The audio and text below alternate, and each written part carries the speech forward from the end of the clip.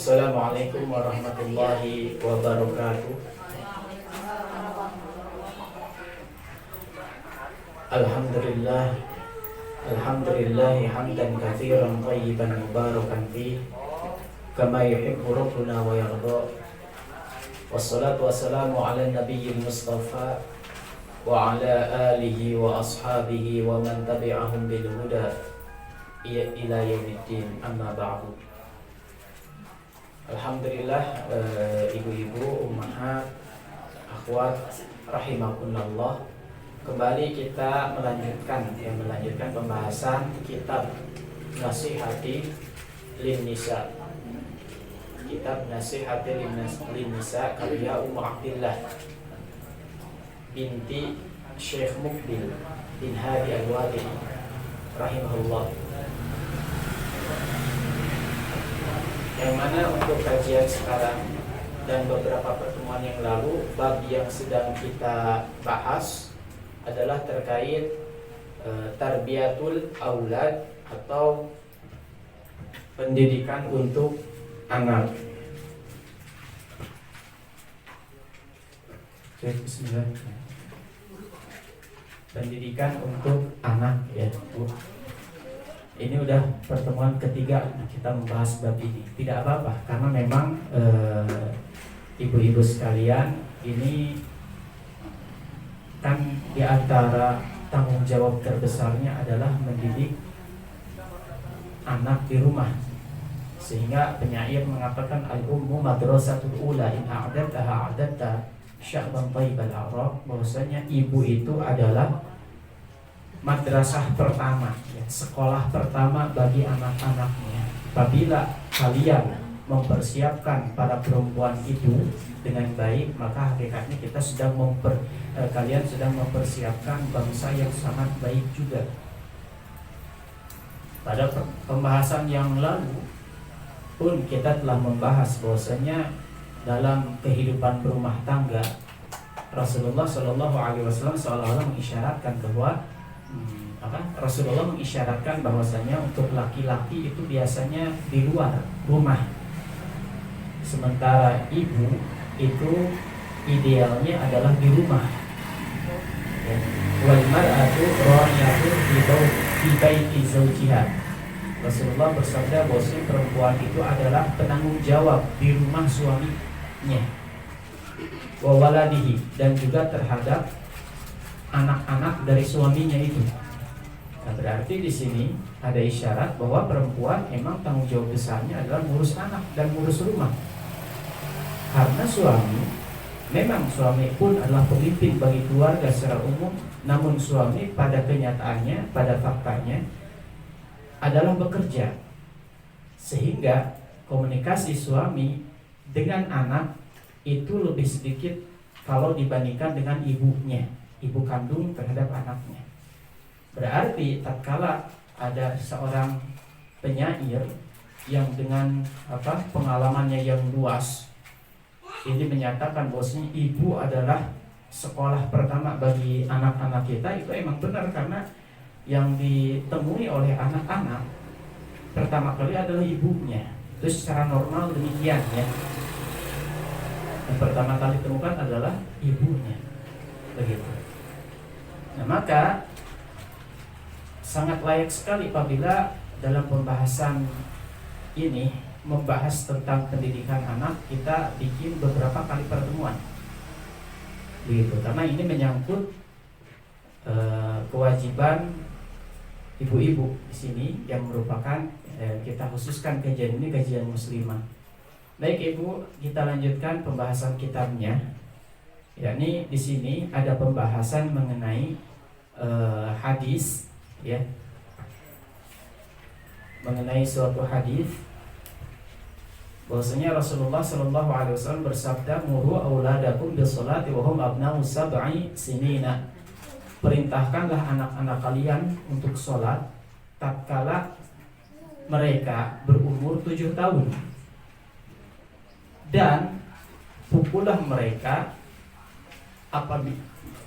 apabila tidak sholat tatkala mereka berumur 10 tahun. Wa farriqu bainahum fil madaji, kata Rasulullah lanjutan hadisnya, dan hendaklah kalian memisahkan antara anak-anak kalian tersebut setelahnya umur 10 tahun di tempat tidur mereka. Jadi pisahkan ketika mereka tidur di tempat tidur, harus punya tempat tidur masing-masing. Ini hadis yang derajatnya hadis hasan ya, bisa jadikan hujjah. Hadis riwayat Abu Dawud. Nah, ibu-ibu di sini ada faidah yang sudah kita bahas pada pertemuan yang lalu, namun ringkasnya adalah di sini sebenarnya terkandung istilah zaman sekarang psikologis untuk anak kita tatkala mendidik sesuatu yang paling penting dalam kehidupan kita, yakni sholat. Nah, sholat ini baru mulai diperintahkan ketika anak berumur 7 tahun, begitu ya. Jadi 7 tahun mulai perintah, kita memerintahkan. Namun di sana tidak ada isyarat Rasulullah menganjurkan kita menghukum. Jadi artinya kalau anak udah 7 tahun kita perintahkan, kita mulai waktu sholat zuhur misalkan, sholat, sholat, seterusnya dengan bahasa yang sehalus mungkin. Terus perintahkan sholat tanpa ada hukuman. Kenapa? Karena hukuman fisik itu terjadi ketika 10 tahun. Wadribuhum 'alaiha wa hum abna'u 10 sinin, kata Rasulullah sallallahu alaihi wasallam. Pukullah mereka tatkala mereka berumur 10 tahun kalau tidak sholat. Nah, 10 tahun kan ada pukulan. Ini pukulan yang terkeras tentunya. Dengan pukulan ini adalah hukuman yang terkeras. Sebelumnya tentu ada tahapan-tahapan sebagaimana yang biasa diajarkan dalam syariat. Pertama ditegur dulu, diperingati dulu, diperingatkan dulu. Kemudian setelah itu mulai agak tegas peringatannya. Masih juga meninggalkan, mulai ada hukuman pukulan, begitu ya.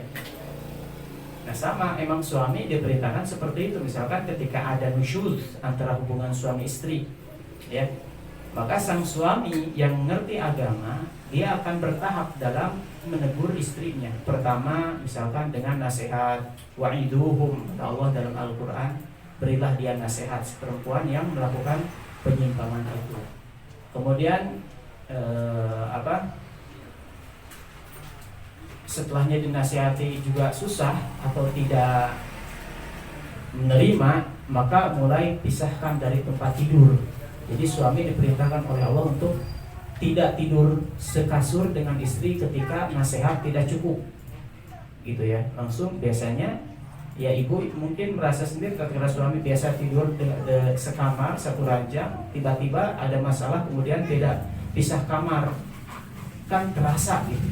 Terasa perbedaan yang betul-betul menyedihkan ketika itu. Ketika sudah disikapi seperti itu masih juga istri itu keras kepala, maka pukul. Wadribuhunna, kata Allah Subhanahu wa taala dalam Al-Qur'an, pukullah mereka. Tentu dengan pukulan pendidikan, ya, bukan pukulan angkara murka marah, enggak.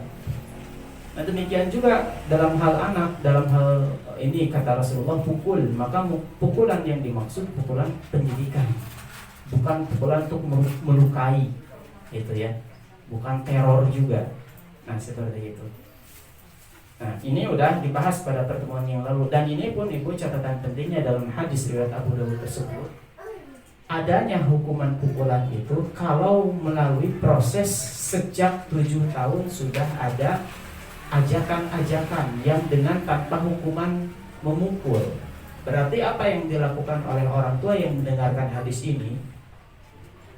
Maka orang tua akan mencari gimana mengajak tanpa menghukum, tapi anak tetap mau melakukan. Maka tentu seorang pendidik dia akan berpikir, oh gimana agar memotivasi anak, bisa dengan misalkan memberikan hadiah, ya, bisa dengan misalkan memberikan motivasi, pujian. Kalau dia sudah melakukan sholat, puji. Anak tuh senang dipuji, ya. Anak-anak itu dipuji senang. Sudah hal yang tidak asing tatkala kita punya anak. Misalkan anak kita melakukan sesuatu yang menurut dia hebat, langsung dia memperlihatkan ke orang tuanya. Terakhir kali anak saya misalkan yang umur 2 tahun, ibu-ibu pasti pernah merasakannya. Anak saya umur 2,5 tahun kan jalannya masih belum lancar ya, agak telat emang ke jalannya. Udah bisa jalan, tapi belum bisa lari kencang. Dia bisa loncat bu, ngajreng, bisa loncat lagi jalan, bisa loncat dikit namanya anak balita ya kecil. Abang enggak langsung datang ke depan saya, dia loncat, ayah loncat, nah, pengen dipuji. Kalau udah begitu jangan didiamin. Oh sakit, kira kayak gitu, tong dikit tuh kan, cuman gitu doang kan enggak. Tapi kita puji. Kalau tidak dipuji maka dia akan hatinya akan rusak, patah hati, gitu ya. Sehingga dikhawatirkan lama-kelamaan kurang rasa sayangnya kepada kita. Sehingga jangan heran kalau ada orang tua dan anak, ini anaknya tidak dengar sama sekali apa yang dikatakan orang tuanya, gak peduli, membangkang gitu ya. Itu ada proses. Pada asalnya kan anak itu seharusnya cinta pada orang tua. Tapi anak cintanya pada orang tua bisa luntur. Anak itu kecintaan pada orang tuanya bisa luntur, tapi orang tua kepada anak akan terus ada rasa cinta. Kita lihat anak kita senakal apapun, tetap kan kalau anak kita nangis kalau anak kita sakit kita akan merasa kasihan. Kalau kita dapat musibah anak kita senakal apapun anak kita nangis kita ya. Itu orang tua, tapi anak tidak bisa seperti itu. Dalam artian ada anak yang rasa cinta kepada ibu atau bapaknya itu habis luntur gara-gara sikap yang tidak baik dari orang tuanya itu sendiri. Udah lingkungan rusak, misalkan lingkungan lainnya, kemudian orang tuanya tidak melakukan hal-hal yang menyebabkan tumbuhnya rasa cinta. Di antaranya seperti tadi contoh kecilnya, tidak kita berikan apresiasi ke anak, jarang kita ngasih hadiah, jarang memperlihatkan kasih sayang dengan benar. Karena ada sebagian orang tua ketika mengungkapkan kasih sayang itu dengan cara yang tidak benar, ya. Misalkan ada kan orang tua yang memukul anaknya sampai bonyok, itu ada memukul sampai lebam. Emang niatnya kan mendidik anaknya atau melihat anaknya nakal dipukul, dan mereka mendidik kan kalau bahasa kitanya ya, agar jerah. Tapi kan itu bukan cara yang benar, gitu ya, kan cara yang benar. Dengan cara dikerem itu apa? Dikurung di kamar, digelapin sampai nangis-nangis. Makanya kamu, semua kata orang tuanya, kamu jangan ngambil barang orang, karena anak-anak itu mungkin ngambil barang orang. Nah ini tidak boleh seperti itu, digelapin di kamarnya atau di kamar mandi dikurung. Ada sebagian orang tua yang seperti itu. Niatnya mendidik anaknya agar jerah, tapi itu keliru. Nah makanya kita butuh belajar. Ada sebagiannya lagi yang banyak dilakukan tapi tidak menyangka bahwa itu akan merusak anak. Apa itu? Yakni memanjakan dengan berlebihan. Itu memanjakan berlebihan akan merusak jiwa anak. Ya, anaknya senang, terus senang dimanjakan, segala kita berikan. Suatu ketika anak tersebut tetap kala dia harus hidup dengan komunitas atau masyarakat, maka dia akan kewalahan dan tidak bisa bergaul karena biasa dibikin enak begitu. Jadi jadikan lingkungan rumah kita, Ibu rahimani wa rahimakumullah, jadikanlah lingkungan rumah kita itu sebagai miniatur kehidupan, gitu ya, miniatur kehidupan. Jadi gambaran hidup di luar teh gini. Jadi kalau kamu misalkan melanggar, ini hukumannya Dina. Kalau kita kan lebih lebah lembut kan, ini hukumannya. Nanti kalau bisa selesai, nah ini ada hadiah nih, begitu. Yang ini semuanya dari Allah, gitu kan. Kaitkan selalu dengan Allah. Nah seperti itu. Baik, kemudian Ibu, kita kembali dulu ke kitabnya. Di dalam hadis yang tadi dibacakan, tadi poin pentingnya belum sampai ya. Yani ketika ada hukuman pukulan dalam memberitakan sholat, jadi hal terpenting dalam syariat Islam itu kan sholat. Itu ada pukulan di umur 10 tahun. Itu harus setelahnya ada proses. Sejak umur 7 tahun kita senantiasa memotivasi anak. Harus ada senantiasa memotivasi. Gimana caranya nih? Kita mengajak gimana agar anak tertarik sholat dengan baik tanpa ditakut-takuti dengan hukuman. Nah seandainya gagal ketika kita memotivasi dan anak tidak sholat, umur 8 tahun belum dosa. Jangan sampai umur 8 tahun, 9 tahun anak tidak sholat, udah kita ajak gitu ya, udah kita suruh tidak sholat, kita pukul juga, tidak boleh. Biarkan dia. Kalau kita sudah berusaha, biarkan. Tapi tentu kita harus menunjukkan ketidaksenangan. Ya, ketidaksenangan mungkin agak kita kasih cemberut gitu beberapa saat. Kita banggakan dia gitu ya, dia cemberutin dia anak itu. Agar untuk memberitahukan bahwa ini perkara yang apa? Yang besar, kau tinggalkan ini perkara besar, wahai anak gitu. Nah, seperti itu ya.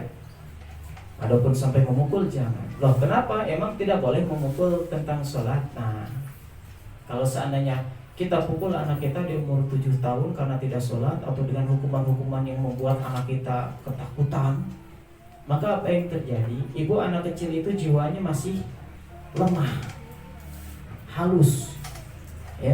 Sebagaimana badannya belum kuat, maka jiwa atau hati anak itu belum kuat. Maka tatkala kita tekan dengan hal-hal yang menakutkan, bisa rusak hatinya, bisa hancur bahkan.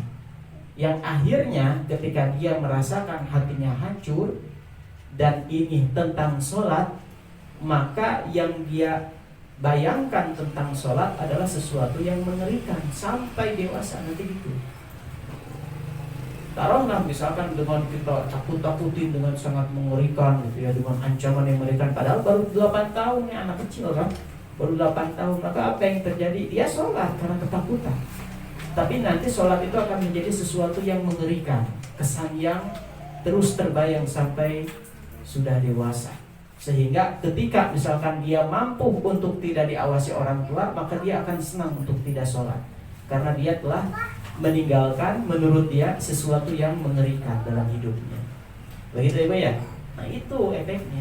Makanya hadis ini sebenarnya isyarat tentang psikologi. Jadi saya akan juga membaca atau melakukan suatu riset tentang psikologi anak. Ternyata ada pembagian, padahal ini psikologi kan ilmu dari barat ya, orang-orang barat. Mereka mengkaji gimana nih psikologi anak ini. Ternyata dibedakan antara anak yang sebelum 7 tahun dengan yang sesudah 7 tahun, itu ada perubahan drastis dalam diri anak. Nah, kalau di dalam Islam itu jadikan kesempatan untuk memerintahkan sholat, karena dia udah bisa. Berarti sebelum 7 tahun jangan disuruh Bu sebenarnya.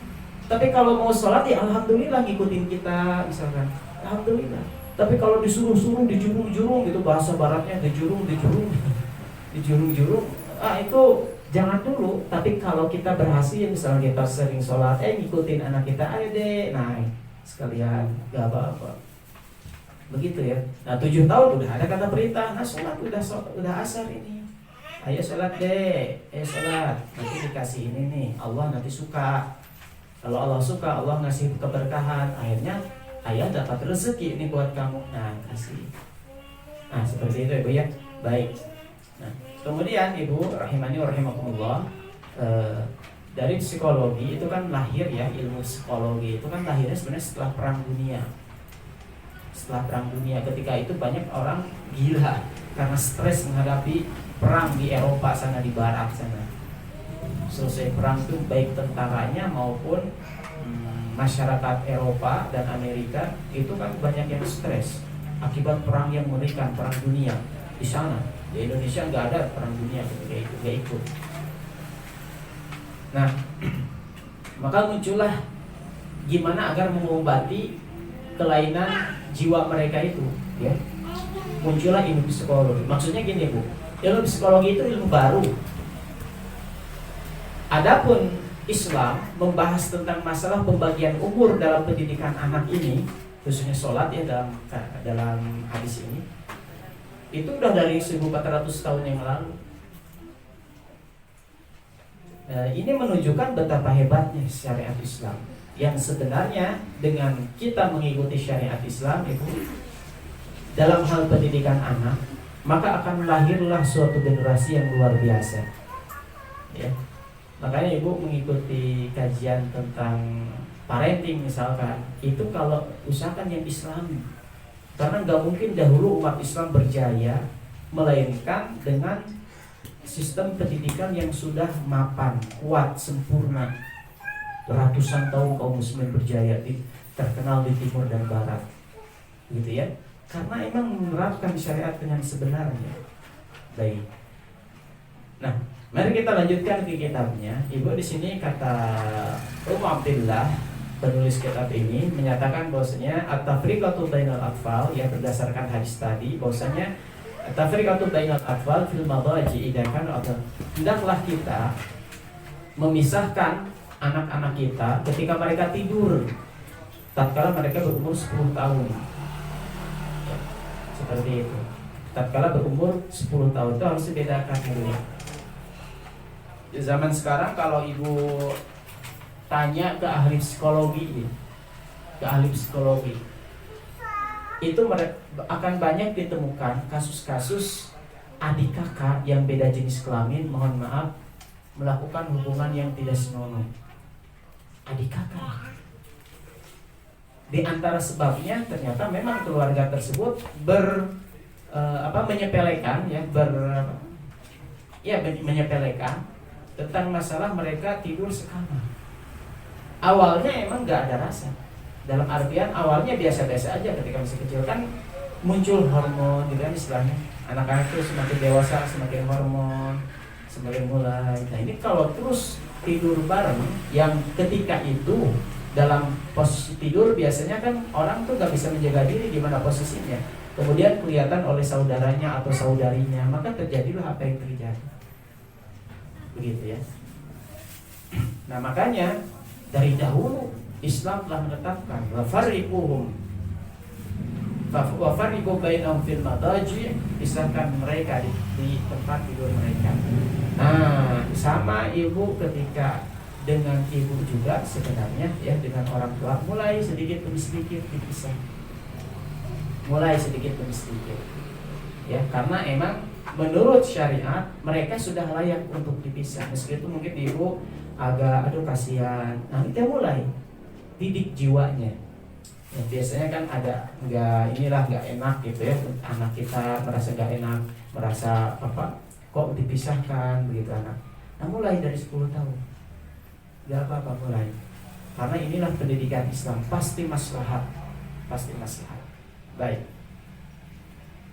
Kemudian ibu rahimani wa rahimakumullah, juga hendaklah anak kita ya, sebagaimana dinyatakan oleh penulis kitab ini, diajarkan juga untuk saum.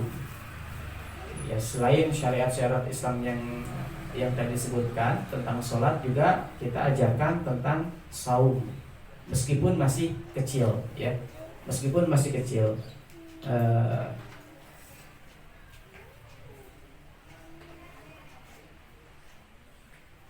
ini dipraktikkan oleh para sahabat dahulu ketika ada kewajiban untuk saum. Maka kata Rubai' binti Muawwidh radhiyallahu anha, salah seorang sahabat Rasul dari kalangan perempuan, itu beliau mengisahkan bahwasanya fakunna nasumuhu ba'du wa nusawwimu sibyanana. Dahulu tatkala ada perintah untuk saum di masa Nabi, maka kami pun saum. Ya, setelah ada perintah tersebut, dan kami pun nusawwimu sibyanana, memerintahkan anak-anak kami atau melatih anak-anak kami untuk saum juga. Wa naj'alu lahumul lu'bata minal ihn, dan kami pun membuatkan bagi anak-anak kami semacam boneka ya, atau semacam mainan yang terbuat dari kain wol yang dibentuk begitu. Fa idza baka ahaduhum 'ala ta'am a'tainahu dzaka hatta yakuna 'inda al-iftar. Tatkala anak kami itu ada yang nangis ketika sahur karena pengen makan, nah berarti ini anak kecil kan ya. Karena kalau udah ada agak dewasa nggak nangis tuh, kalau udah umur belasan tahun gitu, itu nggak nangis gitu kalau lapar. Yang nangis itu biasanya 10 tahun ke bawah, lapar lagi sahur pengen makan tuh nangis. Nah kata sahabat Rasul ini, tatkala anak kami nangis, maka kami berikan mainan yang tadi itu. Kami berikan mainan tersebut sampai berbuka. Akhirnya anak-anak tersebut bisa melewati hari itu dan terus besoknya kasih mainan. Nah, maka di sini ibu untuk anak-anak boleh dan bisa bahkan dianjurkan untuk diberi mainan. Ya, ini ada dasarnya. Dan bahkan dalam riwayat yang lain, Aisyah itu ketika masih kecil, itu kelihatan dalam suatu riwayat oleh Nabi, Aisyah sedang memainkan mainan kuda-kudaan. Nah, kuda-kudaan, boneka. Kata Rasulullah, kok kuda itu ada sayapnya? Karena emang mainan tersebut kuda tapi ada sayapnya. Nah, intinya ibu berarti anak-anak itu boleh memiliki mainan meskipun berbentuk makhluk. Ada keringanan khusus. Tatkala Syekh Utsaimin ditanya tentang masalah tersebut, jadi masalah boneka, istilah kitanya ya, patung kecil boneka untuk anak-anak. Ya sebagaimana hadis itu boleh gitu ya. Kemudian Syekh Utsaimin mengatakan karena anak kecil itu tabiatnya adalah bermain. Nah, karena tabiat anak kecil atau sifat bawaan anak kecil itu suka bermain, sehingga syariat pun memberikan keringanan untuk anak kecil boleh punya patung-patungan, istilah kita boneka gitu ya, orang-orangan. Kan kita nggak boleh bikin patung-patungan gitu ya. Dan bahkan itu akan lukisan saja yang ditempel, lukisan makhluk hidup yang ditempel itu akan menyebabkan malaikat rahmat tidak masuk ke rumah. Malaikat rahmat ya, kalau malaikat maut datang ya datang aja, meskipun ada gambar tempel di rumah. Ini malaikat rahmat tidak akan masuk, tidak sudi untuk masuk ke rumah yang di sana tempel lukisan makhluk hidup. Tetapi yang lebih dari itu yakni patung kecil, selama itu untuk anak-anak itu tidak dilarang. Begitu ya, tidak dilarang. Nah, di sini poin penting ibu yang kita perhatikan di sini adalah bahwa anak kecil itu tabiatnya main. Sehingga ibu jangan sampai anak kecil ditekan untuk tidak bermain. Ya, kecuali di waktu-waktu terbatas. Ya, di waktu-waktu terbatas. Nanti di sini ada pernyataan dari penulis kitab ini ya, bahwa anak kecil itu kalau dipaksa atau ditahan tidak boleh bermain, nanti justru akan sakit gitu. Nanti justru akan sakit. Baik, seperti itu. Nah, kemudian selanjutnya penulis kitab ini menyatakan bahwasanya alimi tiflaki al-aqidah as-sahihah. Ajarkan anakmu tentang akidah yang benar. Seperti misalkan kita mengajarkan sebagaimana yang Nabi ajarkan kepada Abdullah bin Abbas. Ketika itu Abdullah bin Abbas masih kecil, masih gulam, belum balik. Ya, belum balik. Maka Rasulullah bersabda, mengarahkan Abdullah bin Abbas mengutusnya. Ini ibu gambaran bagaimana Rasulullah Shallallahu Alaihi Wasallam ketika mendidik anak kecil, sehingga bisa kita jadikan suri tauladan gitu ya, suri tauladan atau teladan tatkala kita mendidik anak-anak kita. Suatu ketika Rasulullah mengatakan kepada Abdullah bin Abbas Shallallahu Alaihi Wasallam, Inni u'allimuka kalimatin. Nah, ini hadis yang sering diulang-ulang oleh para ustaz ahli sunnah. Ini disabdakan oleh Rasul kepada anak kecil yang bernama Abdullah bin Abbas. Sesungguhnya aku, kata Rasul, akan ngajarin kamu suatu kalimat-kalimat.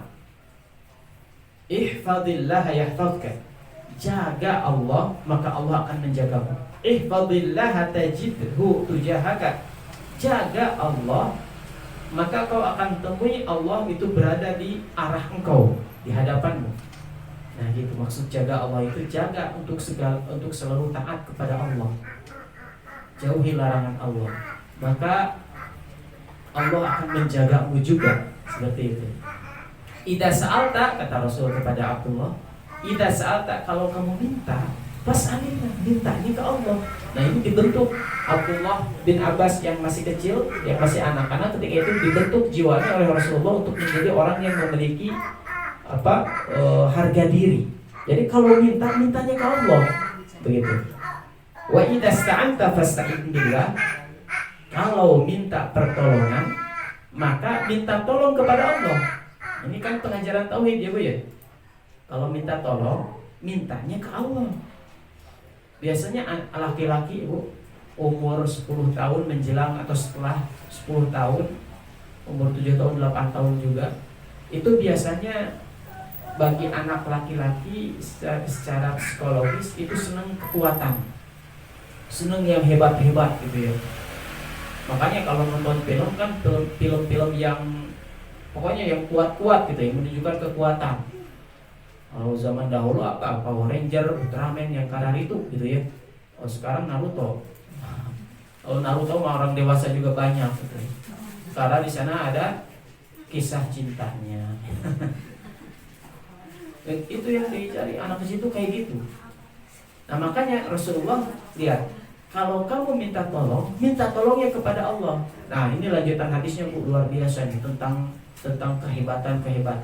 Wa'lam annal ummata law ijtama'at 'ala an yanfa'uka bi syai'in lam yanfa'uka illa bi syai'in qad kataballahu lak. Ketahuilah wahai Abdullah, kalau kita mah gitu ya terjemah bebasnya. Abdullah, ketahuilah, sungguh bangsa yang besar atau suatu umat, seandainya mereka seluruhnya bersatu untuk memberikan manfaat sedikit pun kepada engkau, ya, meskipun sedikit, maka lam yanfa'uka, maka umat yang banyak itu, yang besar itu tidak akan dapat memberikanmu manfaat sekecil apapun juga, kecuali dengan sesuatu yang memang sudah Allah takdirkan itu bisa kamu dapatkan. Jadi seandainya mereka umat-umat orang-orang seluruh dunia bersatu untuk memberikan manfaat padamu, tidak akan bermanfaat. Mereka nggak akan bisa memberikan manfaat kecuali kalau Allah udah menuliskan takdir kamu akan mendapatkan manfaat. Walau istama'u 'ala yadurruka bi syai'in lam yadurruka illa bi syai'in qad kataballahu lak. Seandainya mereka pun bersatu untuk membahayakanmu, untuk membuat kamu celaka, maka sungguh mereka tidak akan dapat membahayakanmu dengan suatu bahaya sekecil apapun, bahkan ya, kecuali dengan apa-apa yang telah Allah takdirkan. Rufi'atil aqlamu wa jaffatis suhuf, kata Rasulullah. Nah ini pena telah terangkat dan lembaran-lembaran takdir telah mengering. Maksudnya sudah selesai semuanya ditulis takdir itu. Emang seperti itu ketetapan dari Allah. Jadi segala sesuatu itu manfaat atau tidak, madarat, bahaya atau tidak, itu semuanya atas kehendak Allah. Nah ditanamkan seperti itu, maka apa yang terjadi Bu? Yang terjadi adalah muncul suatu generasi sahabat Rasul, yang mana Rasul nanti bersabda, khairun nasi qarni, sebaik-baik umat manusia adalah generasi itu. Dan mereka itu pula lah yang Allah sebutkan dalam Al-Quran, kuntum khaira ummatin ukhrijat linnas, kalian adalah sebaik-baik umat yang Allah keluarkan di hadapan manusia. Sampai seperti itu. Sampai generasi sahabat ini Bu, kan asalnya mereka itu banyak di antara mereka itu orang jahiliyah. Di masa jahiliyah itu orang Arab tidak dikenal kecuali adanya Ka'bah yang banyak dikunjungi oleh banyak orang. Ya, jadi bangsa Arab itu gak dikenal hebat. Tapi ketika mereka masuk Islam berkat dakwah Rasul Sallallahu Alaihi Wasallam, kemudian mereka orang jahiliyah pun menjadi sahabat Rasul. Setelahnya perjuangan yang sangat lama dari dakwah Rasul, maka apa yang terjadi? Maka bangsa Arab ini bisa menghancurkan kekuatan terbesar ketika itu Persia dan Romawi. Jadi kalau mau diibaratkan misalkan gini, para pemuda yang ada di Gria Winaya, para pemudanya itu berhasil menduduki gedung putih di United States of America, di Amerika. Kebayang gak Bu? Pemuda Gria Winaya ujung Berung itu bisa menguasai gedung putih Amerika Serikat. Nah, kalau itu terjadi, pasti pemuda Gria Winaya ujung Berung itu terkenal sealam dunia. Karena kok bisa gitu. Nah kira-kira seperti itu dahulu ketika suatu bangsa yang tidak dikenal, kan di ujung Berung gak dikenal di internasional ya, gak dikenal itu secara internasional. Paling kalau Indonesia mungkin lah gitu. Indonesia ini misalkan ujung Berung gitu ya, kan nggak dikenal secara internasional, tiba-tiba menghancurkan Amerika Serikat misalkan. Wah, itu udah bakal rame viral sealam dunia. Nah dahulu itu gitu, bangsa Arab gak dikenal.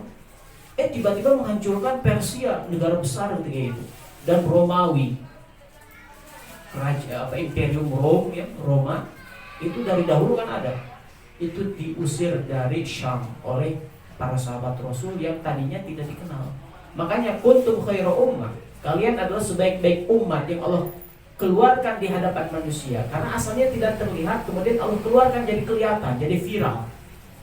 Nah Ibu, di sini sebenarnya kalau kita kembali tentang pembahasan pendidikan anak ini kan seharusnya kita penasaran bagaimana ya ketika itu Rasulullah mendidik anak-anak sehingga menjadi orang seperti itu. Bagaimana Rasulullah mendidik para sahabat sehingga menjadi orang-orang hebat. Ya.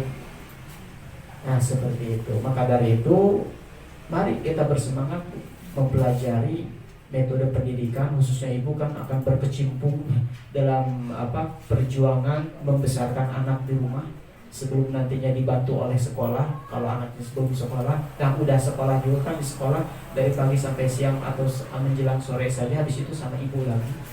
Nah itu gimana? Maka dari itu mari kita belajar bareng-bareng agar mudah-mudahan anak-anak kita menjadi generasi yang berbeda dengan generasi sebelumnya, dalam artian lebih baik. Begitu ya. Ini pada masih sebenarnya ada bagian yang keempat, nanti insya Allah masih ke tarbiyatul aulad ya, sesuai dengan ini aja bab yang sedang kita bahas, lembaran-lembarannya. Mudah-mudahan bermanfaat khususnya bagi saya, sehingga saya kembali mengingat apa yang dulu dipelajari, dan bagi siapapun yang menyimak juga bermanfaat karena sebagai ilmu agar kita bisa melahirkan, menumbuhkan, mendidik generasi yang jauh lebih baik daripada kita, insyaallah. Assalamualaikum warahmatullahi wabarakatuh. Subhanallah.